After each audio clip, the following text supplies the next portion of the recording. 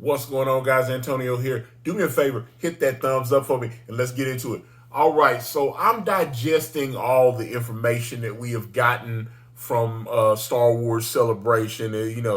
They drop so much out there, and I'm seeing all the different YouTube and all my social medias blowing up with all the hot information.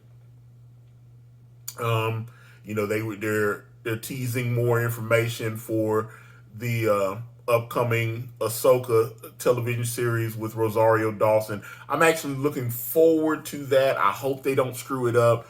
They put Ahsoka in the Mandalorian, and I kind of like that they're trying to make sure that all the different Star Wars content is kind of like the MCU, where you'll see characters from different shows. Obviously, they did that with the Mandalorian and the Book of Boba Fett, which I gotta be honest, Book of Boba Fett wasn't very good. I don't know if I've heard that they were supposed to be doing another season of Book of Boba Fett. I didn't enjoy Book of Boba Fett the way I thought Book of Boba Fett was going to be dope. I like seeing the Mandalorian in it, but if I'm being honest, the show wasn't very good. That's just my personal opinion. Obviously, if you disagree with me, let's talk about it. Hit me in the comments. But I liked Ahsoka. I've always liked that character. Some people freaked out that Rosario Dawson got cast as opposed to a white actress. Or some people wanted the original voice actress to come back and play Ahsoka. Now, I wouldn't have had a problem with that, but I feel like Rosario Dawson, she's got the acting chops. She's a beautiful young woman. I didn't realize. I thought she was older than what she is. She's only 43. At least for a couple. I saw her birthday's May 9th, so she'll be 44 in just a few weeks. But I thought she was older than what she is. I mean, she dated Jay-Z back in the day. I remember that. Back in the day, she was going. But I mean, Jay-Z's in his 50s. I thought, but I guess he was just going back and getting him a young woman, I guess. So it is what it is. Anyway, was it Hera Syndulla? If you watch Star Wars Rebels, Hera Syndulla is supposed to be on the Ahsoka series, played by Ewan McGregor's wife, Mary Elizabeth Winstead. Let's see, she's in there. I know they've been teasing that Ezra Bridges is going to pop up in the Star Wars universe as well. I was a big fan of Rebels. I really enjoyed that show. I know they've been trying to incorporate those characters. If you watch The Mandalorian, they actually got the original voice actor for Zeb, and they did a CGI Zeb in Mandalorian, which I thought was cool. And the fact that they actually, did the fan service and actually got the original voice actor back, that I thought that was a good move. But the biggest bombshell, and this is here it goes. The biggest bombshell is the 3 Star Wars movies that they're going to work on, and that they're bringing Daisy Ridley back to portray Rey. And I had to ask myself, I was like, is this a good thing? I'm not. I have I watched all the Disney. I watched every single Disney Star Wars thing. I watched Solo. I watched the 3 new Disney movies with Force Awakens and Revenge, whatever I can't even remember the name. I know the last one was Rise of Skywalker, but I watched all the Rian Johnson one, which was the second one. That's.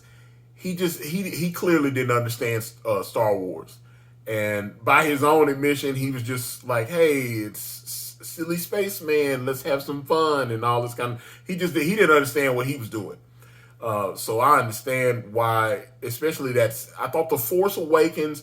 I remember when I went to see The Force Awakens, I was like, "It's not bad," but it didn't. It just seemed like they took A New Hope and just retold the story with some new characters. J.J. Abrams looked like he took a lot of, and even George Lucas said, remember, I mentioned this on a video the other day where George Lucas said that, he had, sold Star Wars to white slavery. And when he said that, and, that video, there's videos, clips of that on YouTube. You can watch it. I'm not going to go into it. But, Force Awakens was just okay. Like I said, it wasn't bad, but it was just okay. It was, And then the second one, I can't even Revenge or whatever. And then the third one was Rise of Skywalker, and we find out the truth about who Rey's parents were and the whole deal, and obviously got Palpatine in there, and the whole thing. I watched all three. Disney Star. You don't understand how much I love Star Wars. I really was wanting this to be an amazing experience. Daisy Ridley, obviously the three Star Wars movies went off. She's gone on and acted in other things, and I understand why she's coming back because when I read an article, she only got paid like $300,000 for the first Star Wars, and she got $300,000. John Boyega, they said John Boyega got $300,000 as well, and the movie made like $1.5 billion. So I can, and they obviously bumped her salary up as she went on, and I know she's getting more than 300. The fact that they signed her. Remember when I think it was San Diego Comic-Con, and they were doing the Thor Love and Thunder. They were teasing Thor Love and Thunder, and they said, "Hey, Natalie Portman's back," and that was a whole controversy because Natalie Portman had kind of made it be known that she wasn't going to come back to the MCU movies. She didn't like the way she felt like her role was diminished and all this kind of thing. And then I guess they cut her a check and brought her back for Thor Love and Thunder. And surprise, it was awful. Thor Love and Thunder is terrible. I thought Ragnarok was really strong, and Love and Thunder was terrible. So Daisy Ridley, I never saw Daisy Ridley go out. She seemed like she was really happy to be in Star Wars. She didn't get that much money, but she admitted that even though she didn't get much money, it was a huge opportunity for her. John Boyega did not have the same experience. He was the target of a lot of racism from fans online. It was like, but the thing I liked about John Boyega, people would go into his social media and tweet nasty things at him, and he wasn't afraid to mix it up with them. I've been seeing him sitting there, although you shouldn't waste your day.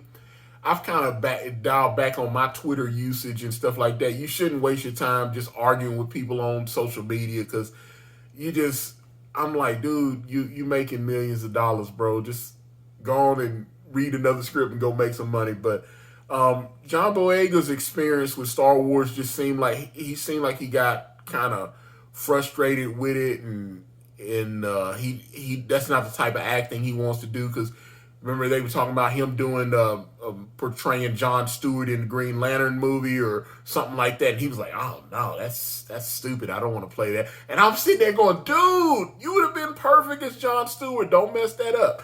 Anyway, I guess he's not coming back. Maybe because he really likes I know John Boyega likes Daisy Ridley. He enjoyed. He's never, they seem like they've maintained their friendship. They had a lot of fun. Some people were upset that because they seemed like they were teasing his character and Daisy Ridley becoming a couple, and then she ended up going for Han Solo's son and the whole thing. Yeah, it was that whole thing was crazy. But